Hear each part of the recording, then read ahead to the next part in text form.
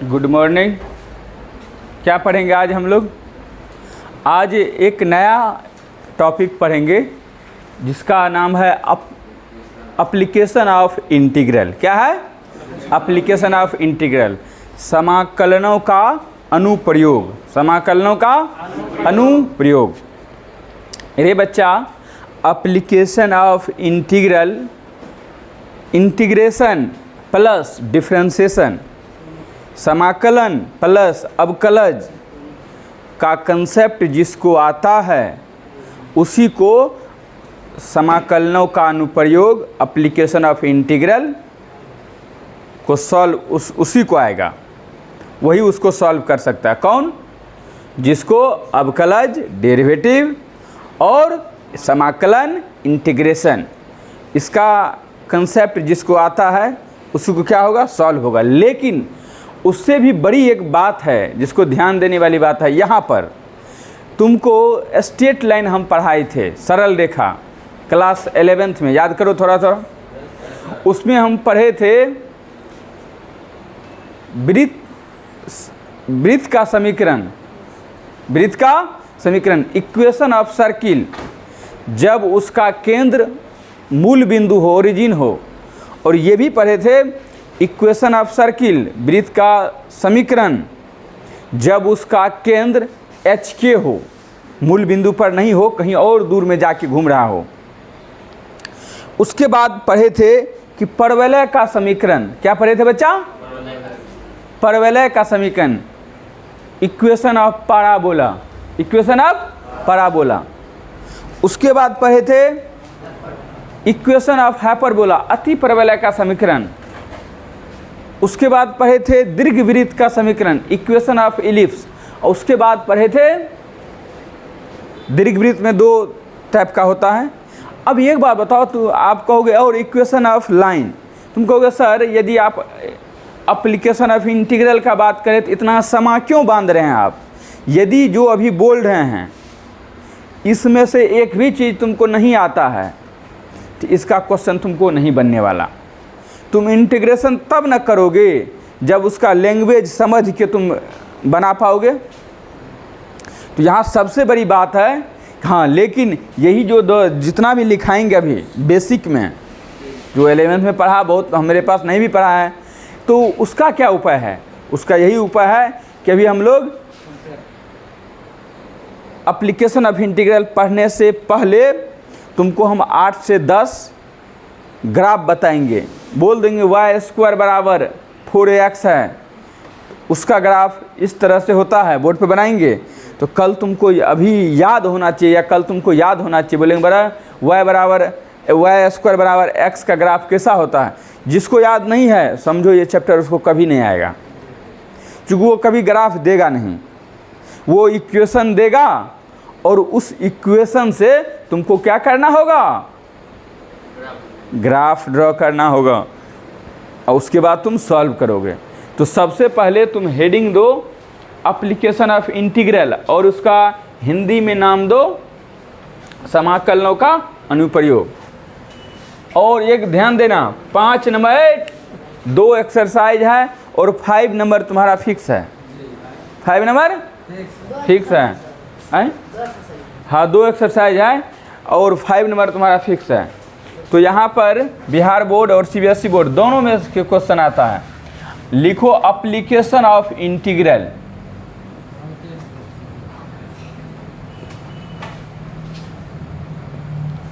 Application of integrals, समाकलनों का अनुप्रयोग, समाकलनों का अनुप्रयोग, application of integral, application of integral. कोई गिला सिकवा? मज़ा लेना है। 0 लेवल जो 8-9th क्लास के स्टूडेंट को भी बैठा दो, जिसको डीसी और इंटीग्रेशन आता है, वो बहुत अच्छा से एंजॉय करेगा इस टॉपिक को। तो पहली बात है अब क्या? समाकलनों का अनुप्रयोग में ध्यान समझना बच्चा, हम बात करते हैं इक्वेशन ऑफ सर्किल का, वृत्त का समीकरण का, जब केंद्र मूल बिंदु हो, वृत्त का समीकरण जब केंद्र क्या हो, मूल बिंदु हो। वृत्त का समीकरण, वृत्त का समीकरण जब केंद्र मूल बिंदु हो। मूल बिंदु का मतलब, मूल बिंदु मतलब ओरिजिन 0 0, मूल बिंदु मतलब क्या रे, 0 0 हो, तो इक्वेशन ऑफ सर्किल हो जाता है। और उसका त्रिज्या क्या हो, मूल बिंदु हो, मूल केंद्र उसका मूल बिंदु। ध्यान समझो, पहले उसका ये सर्कल ही बना दो। एक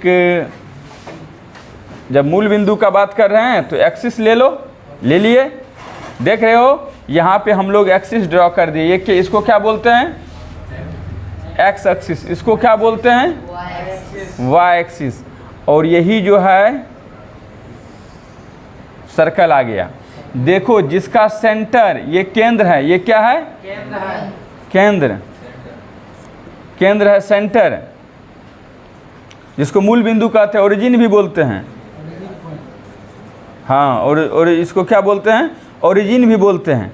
0 0 इसका। अब बताओ ये क्या है, ये हाँ वृत्त का त्रिज्या। ये इसको क्या मानोगे, आर मान लेते हैं। यहाँ पर वृत्त का त्रिज्या क्या है, वृत्त का त्रिज्या, रेडियस ऑफ सर्कल क्या है, आर है। ये आर है तो ये भी आर होगा, ये भी आर होगा। चूंकि वृत्त का त्रिज्या हर जगह पे क्या होता है, हर एक पूरा सर्कल में पूरा इक्वल होता है। तो रे बच्चा, यदि त्रिज्या आर है तो ये बिंदु क्या होगा, ये बिंदु बताओ। यदि वृत्त का त्रिज्या आर है तो ये बिंदु क्या आएगा, अरे ये पॉइंट क्या होगा, ये पॉइंट आर 0, ओ नहीं 0, क्योंकि एक्स एक्सिस पर वाई क्या होता है, तो ये रेडियस हो गया एक्स एक्सिस पर और 0। यहाँ पे आ गया 0 आर, और यहाँ पे आ गया -r0, और यहाँ पे आ गया 0 -r। अब एक बात बताओ बच्चा, अभी तक तो हम लोग कभी कभी तुमको ये भी पूछ देगा, इसी के लिए standard equation of circle. Standard का जब भी बात करें तो इसका मतलब ओरिजिन का बात करता है। तो इसका इक्वेशन ऑफ सर्कल होता क्या है, अब बताओ इक्वेशन ऑफ सर्कल क्या होता है। यहीं पे लिख देते हैं कि x square plus y square equal to r square. Equation of circle क्या होता है, x square plus y square equal to r square. क्या होता है, वृत्त का समीकरण। यदि त्रिज्या आर ये सब हो तो समझ रहे हो, बोलेंगे वृत्त का समीकरण जब उसका केंद्र मूल बिंदु है, या ये भी पूछेंगे स्टैंडर्ड इक्वेशन ऑफ सर्कल, फिर भी यही बोलना है। क्या पूछ दे, स्टैंडर्ड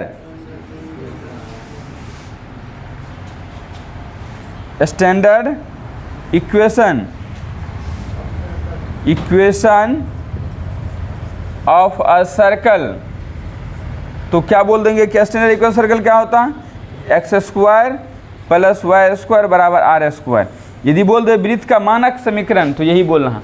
अब यहाँ से बात आता है कि सर जब इसका सेंटर ओरिजिन पर था, मूल बिंदु पे था, तो क्या हुआ, x square plus y square बराबर आर स्क्वायर। मन से पढ़ो, तुम लोग दही चूड़ा क्या खाते हो उसको, खीर पूरी को छोड़ के यहाँ बैठल हो बाबू।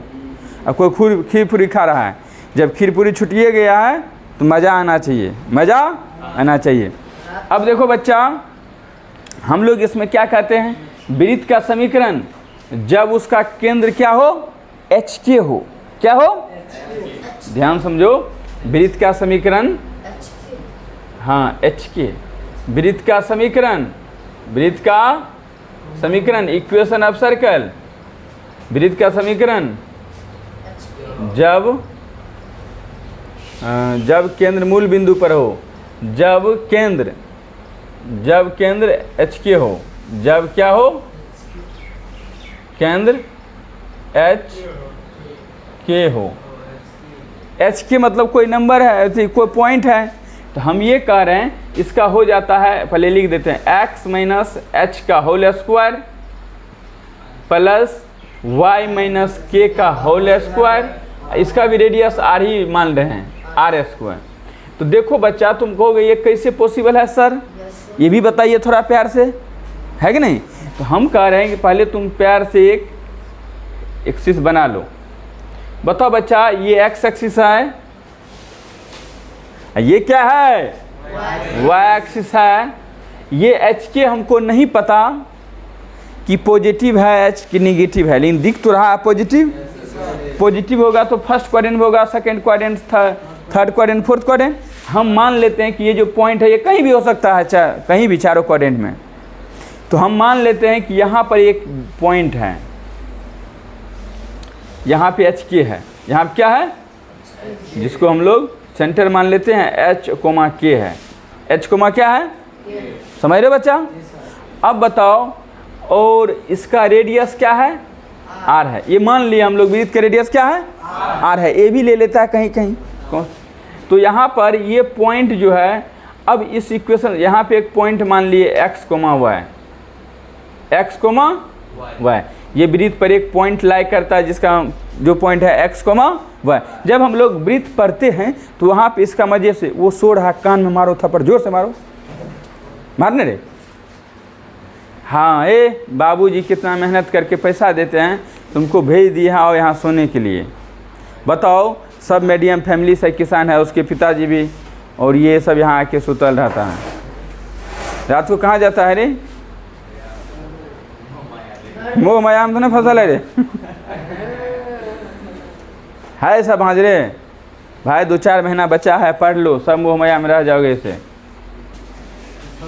सबने तो दोनों पढ़ने आता है, इतना ही इंटरेस्टिंग टॉपिक चल रहा है, मज़ा आ रहा है, और उधर सुतल है, सुन जाओ।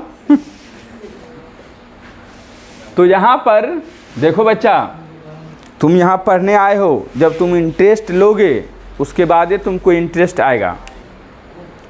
जब तुम इंटरेस्ट नहीं लोगे तो इंटरेस्ट नहीं आएगा।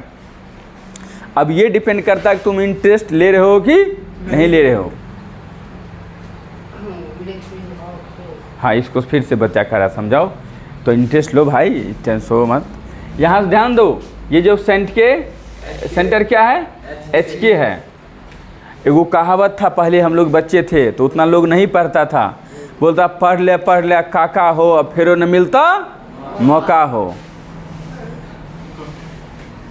बच्चे थे तो नुट्टर नाटक होता था, जैसे सभा कहीं कहीं जगह पे ट्रक और पे आता था, और हम लोग बच्चे थे भाई, हम लोग कोई टाटा बिरला नहीं है, अरे भाग रहे खेत जाग देखते थे। तो 4-5 आदमी मिल के कहता था कैसे पढ़ना चाहिए सब। तो अभी तुमको इतना फैसिलिटी मिला है, और फिर यहाँ आके सोओगे। पहले भी मोहब्बत था, आज भी मोहब्बत है, आगे भी रहेगा भाई। ध्यान समझो, ये हम बोले कि एक सर्कल है, यहाँ पे देखो एक सर्कल है जिसका सेंटर जो है ये ओरिजिन है, जिसको ओरिजिन का मतलब होता है 0 0। लेकिन यहाँ पर ये एक सर्कल है जिस पे एक पॉइंट ले लिए क्या, एक्स कोमा वाई, ठीक है। और जो है इस सर्कल का समीकरण पूछेगा, लेकिन ये पॉइंट का भी हमें ध्यान नहीं देना है, चूँकि वह जब पढ़ाते हैं तब इसका मतलब होगा प्रूफ करने में। अभी जो है ये एक वृत्त है जिसका क्या है, सेंटर एच के। हो सकता है हम बोलेंगे ऐसा वृत्त है जिसका सेंटर 1 2 है, और तो उसका निकालिए, ये आप समीकरण निकालिए। तो समीकरण निकालिए तो कैसे निकालेंगे, यही है कि जो x माइनस एच का whole square, y minus k का होल स्क्वायर बराबर आर स्क्वायर। अब इसका सॉल्व करेंगे, अब इसको क्या करेंगे, समझ रहे भावनाओं को, समझा। तो यही है, यही एक इक्वेशन था। कब, जब वृत्त का सेंटर 0 0 हो तो क्या है, जब मानक रूप कहेगा वृत्त का, हाँ मानक समीकरण, वृत्त का मानक समीकरण बताइए, स्टैंडर्ड इक्वेशन ऑफ सर्कल। तो ये बोलेंगे इक्वेशन ऑफ सर्कल, पॉइंट जब एच के हो तो यही होगा। तो याद रहेगा, तुम लोग इसको लिखो, फिर हम लोग इक्वेशन ऑफ पैराबोला का बात करेंगे।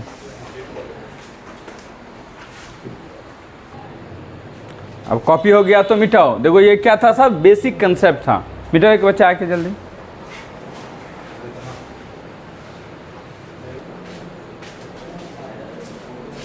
अब अगला समीकरण देखते हैं। देख रहा अभी भी यही कहता ना, देखन में छोटन लगे घाव करे गंभीर, वही है इसमें। मोबाइल साइलेंट रखो सारा दिन, नहीं तो मोबाइल ही छीन लेंगे हम। और यहाँ पे बच्चा तीसरा इक्वेशन देखो, परवलय का समीकरण। परवलय का इंग्लिश क्या होता है? पाराबोला। इक्वेशन ऑफ पाराबोला, परवलय का रे बच्चा का समीकरण। ध्यान समझो, पाराबोला का समीकरण 4 प्रकार का होता है। कितना प्रकार का? 4 प्रकार का। पहला, यदि इस प्रकार का हो इक्वेशन, y² बराबर 4ax, y² बराबर, ध्यान समझा, जैसे या y² बराबर 4ax हो, या y² बराबर x भी हो, या y² बराबर 1/2x हो, y² बराबर 2x हो, तो सब उसी में आ जाएगा। वो जो एक अभी स्टैंडर्ड फॉर्म बना रहे हैं, ध्यान समझो, तुमको ये याद रखना है इक्वेशन ऑफ पैराबोला, जैसे y² में हो इस तरह से, ठीक है। और कुछ नहीं याद रखना है, ये सेंटर हो गया, ये इक्वेशन ऑफ सर्कल y² बराबर 4ax, और इसमें क्या है नहीं है कोई जानने का जरूरत नहीं है। हमको यहाँ पे ये काम नहीं है, जहाँ पढ़ा रहे थे 11th क्लास में, वहाँ पे इसका जरूरत है, वहाँ पे देखेंगे। समझ लो बच्चा।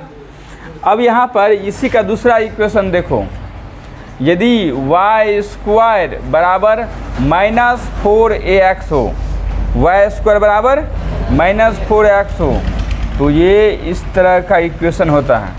तो ये y एक्सिस, ये x एक्सिस। अब देखो बच्चा, इसका इक्वेशन किसका है? y² बराबर -4ax का। तीसरा इक्वेशन देखो, तीसरा इक्वेशन देखोगे, ये आ गया x² बराबर 4ay, x² बराबर 4ay। जल्दी जल्दी कॉपी भी करना।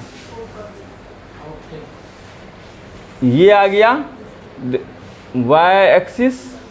देखो, हम लोग को इसके भावनाओं को समझना है।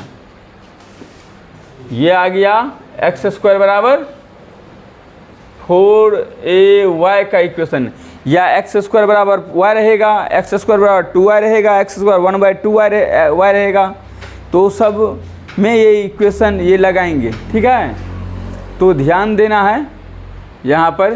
तो देखो बच्चा, ये तो इसका भी ओरिजिन हो गया, ये x एक्सिस हो गया। ये कब है? जब x² 4ay। अब इसका चौथा इक्वेशन देखो, x² बराबर -4ay। ध्यान से समझना। तो इसका हो जाता है इस तरह से। तो ये आ गया x axis, y axis, y axis, ये भी y डैश, ये ओरिजिन, ठीक है। तो सिर्फ ग्राफ याद रखना, यही किसका ग्राफ हो गया? x² बराबर -4ay, 4ay। कोई गिला शिकवा, कोई दिक्कत कहीं पर? थोड़ा जल्दी कॉपी करो।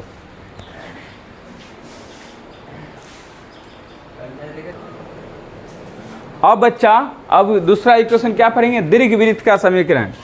क्या पढ़ेंगे? 4 होगा हो, दीर्घवृत्त का समीकरण। दीर्घवृत्त का समीकरण। दीर्घवृत्त का क्या होता है इंग्लिश में? इलिप्स।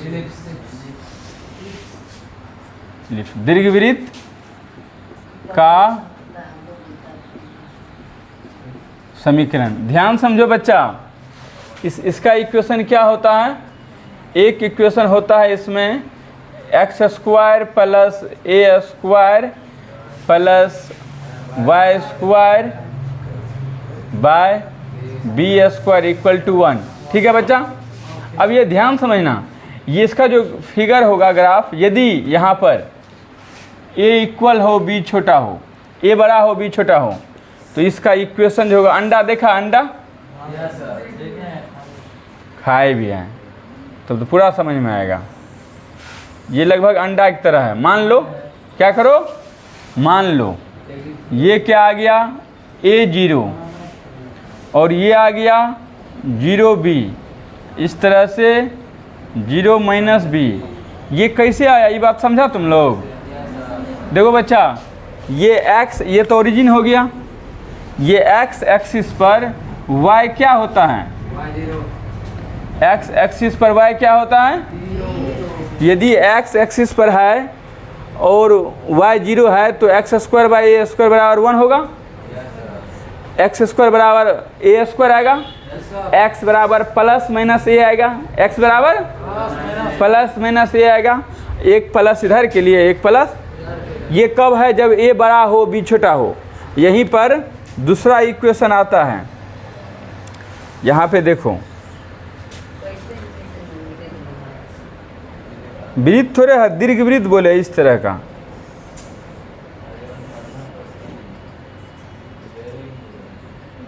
देखो बच्चा, ये इसका ओरिजिन है। तो यहाँ पे आ गया, जब हम इसको a मानेंगे, ये 0 हो गया, इसको 0 b मानेंगे और इसको माइनस ए 0 0 माइनस बी, तो इसका इक्वेशन हो जाएगा कब? ये x square by a square plus y square by b square. कब? जब ए का मान छोटा हो और बी का मान बड़ा हो। ए का मान छोटा हो और बी का मान बड़ा हो। बी का मान क्या हो? हम इसको चेंज भी कर सकते हैं। जैसे ये लिए तो यहाँ पे b ले लेते हैं, यहाँ पे a ले लेते हैं। यहाँ पे क्या ले लेते हैं? b है, यहाँ पर a। लेकिन हम इसी को छोटा ले लिए, अभी इसको बड़ा लिए, उससे कोई दिक्कत नहीं। तो ये इक्वेशन है, वो देखने से पता चल जाएगा। जैसे x square by 3 square plus y square by 2 square, तो a बड़ा है कि b बड़ा है? तो ये ऊपर वाला इक्वेशन बनाएंगे। X square by 2 square plus y square by 3 square, a बड़ा कि बी बड़ा? तो इस ये वाला इक्वेशन बनाएं। ये ग्राफ जरूरी है, ये जो फिगर है यही मेन है, फिगर ही मेन है।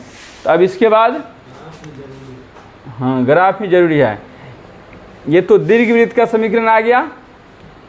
इक्वेशन ऑफ हाइपरबोला, अति परवलय का समीकरण, अति परवलय का समीकरण, equation of parabola, equation of hyperbola, equation of hyperbola. तो वो हो जाता है x square by a square minus y square by b square equal to 1। ये किसका इक्वेशन है? Equation of hyperbola. और देखो इसका फिगर देखो, इस पे क्वेश्चन नहीं है।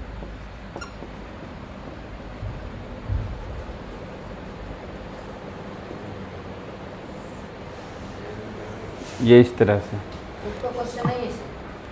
अब पहले देखो ना, बना तो दिए हैं, याद रखो, होगा तो करेंगे, होगा तो करेंगे। अब इसको कॉपी करो। अब हम लोग देखते हैं लाइन का, रेखा का समीकरण, रेखा का समीकरण।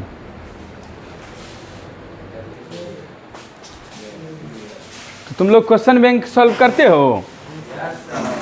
करते हो। तो देखो, जैसे मैट्रिक्स का, डिटर्मिनेंट का, इन्वर्स हो गया, डीसी हो गया, इंटीग्रेशन हो गया और एप्लीकेशन चल रहा है। देखो बच्चा, इसका भी टेस्ट हो जाएगा जो हम लोग अभी पढ़े हैं, इंटीग्रेशन। तो 2-4 दिन में होगा, कहेंगे नहीं, एकाएक टेस्ट तुमको क्वेश्चन मिल जाएगा। और पहला बात, और जो कहोगे इंटीग्रेशन कर रहा कुछ बच्चा नहीं बन रहा है, तो हम इंटीग्रेशन का ही मॉडल सेट सॉल्व कर रहे हैं यूट्यूब पर, करेंगे नहीं। और बिहार सीबीएसई का भी मॉडल सेट सॉल्व कर रहे हैं, तो उसको भी जाके देख सकते हो। जैसे हम 10 क्वेश्चन बनाए तो उतना ही बनाओ, खुद से दिक्कत होता है तब देखो। फिर जो है इस तरह से पढ़ोगे। मान लीजिए 4 दिन में हम सप्ताह में 4 वीडियो बनाए, तो 4 उतने बना लेना है जो टाइम निकाल के, जो कि जैसे जैसे हम पूरा कंप्लीट करा दे तुम्हारा सिलेबस, प्रीवियस ईयर भी, इधर क्वेश्चन भी हो जाए। समझ रहे बात को? अब आओ, कहता है ना कि एगो बात है कि ये बच्चा सब बहुत ये जो मान लेता है, तो मन का हारे हार और मन का जीते जीत। मान लिया तो हार है और ठान लिया तो जीत है। यदि तू ठान लेगा कि हमको मैथ में 99 नंबर लाना है, तो तुम लाओगे, उसके लिए मेहनत करोगे। क्या करोगे? मेहनत करोगे। कभी भी तुमको नींद नहीं आ सकता है यदि तुम मान लेगा कि हमको 99 नंबर चाहिए, क्योंकि तुम्हारा जो परफॉर्मेंस होगा, तुम्हारी सोच होगा, वो ज़बरदस्त होगा, उसके अकॉर्डिंग काम करेगा। तो आओ हम लोग एक और समीकरण पर, यहाँ पर हमको ये पूछे कि 2 बिंदु से जाने वाली रेखा का समीकरण, 2 बिंदुओं से लिखो, 2 बिंदुओं दो बिंदुओं, एक बिंदु मान लेते हैं, ए को मान लो क्या x1 y1 तथा बी पॉइंट क्या हो गया x2 y2, x1 दो बिंदुओं ए और बी से जाने वाली रेखा का समीकरण, रेखा का समीकरण से जाने वाली रेखा का समीकरण, रेखा का समीकरण। Equation of line passing through the point, इतना ध्यान समझो बच्चा, होता क्या है x minus y minus y1 equal to m into x minus x1। कब? जब दो बिंदु से पास करेगा। बोले कैसे सर? यहाँ हम बात करेंगे, ये पॉइंट दो पॉइंट है कोई, एक ये मान लिए यही x1 y1, ये b क्या हो गया x2। ये ab का समीकरण निकालना है, ab का क्या निकालना है? तो क्या होगा? Equation y minus y1 equal to m into x minus, तुम कहोगे m क्या है? रेखा का ढाल। कैसे निकालेंगे यहाँ सर? m बराबर है रेखा का ढाल। रेखा का बाबू ये सब जब नहीं आया तो फिर दिक्कत है, क्वेश्चन नहीं बनेगा। ये y2 माइनस y1 बटा x2 माइनस x1। ध्यान समझो, जब दो पॉइंट दिया रहेगा तो ये रेखा का ढाल कैसे निकालेंगे? हाँ, y2 माइनस y1 बटा x2 माइनस, समझ रहे बात को? तो इस तरह से इतना यदि क्वेश्चन तुम पढ़ लेते हो, इतना कंसेप्ट जानते हो, तो तुमको कहीं भी दिक्कत नहीं होगा एप्लीकेशन ऑफ इंटीग्रल में। अब अगले क्लास में हम इसका जो कंसेप्ट है उसको और उसके साथ उसके क्वेश्चन को सॉल्व करेंगे। तो इसका प्रैक्टिस तुमको कर लेना चाहिए, और अनुप्रस्थ काट, और जो है इसका जो है तुमको अच्छे से तैयारी करना, ध्यान देना चाहिए कि जब x² बराबर 4y होगा तो कैसा इक्वेशन आएगा। ये सब घर में प्रैक्टिस करना है, ठीक है? चलो हम लोग कल पढ़ेंगे। Thank you.